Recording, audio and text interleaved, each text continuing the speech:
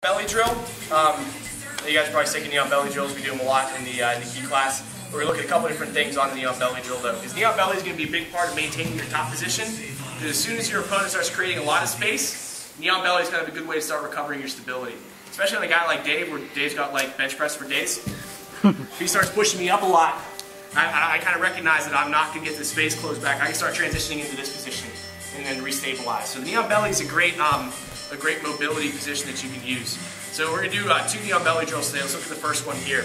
So first one, knee on belly on this side. Got my leg out nice and wide. Notice I'm kind of creating it's almost a little bit more than a 90-degree angle here.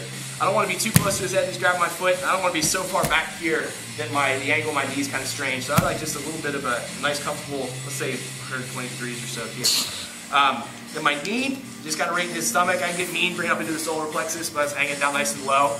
Notice that my butt is on my heel, okay?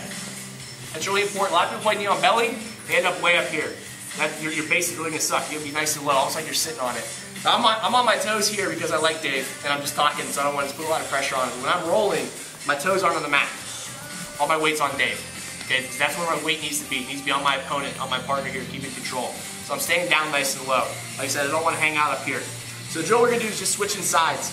So a nice technical way is to start learning this is put your hands on the mat next to your partner's head here. You're going to bring the outside knee in and switch. So it's going to look like this. Kind of windshield wipe your feet. So there's a couple quick little tricks here that make that really easy.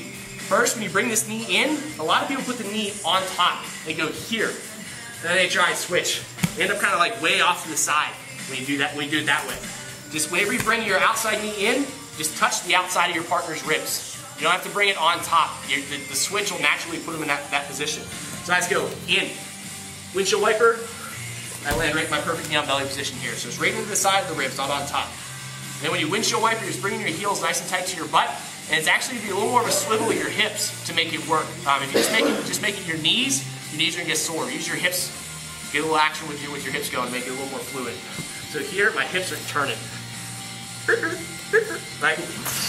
Boom. Hands down, knee in, switch. Switch. Switch. Okay? Just crank out 10 each.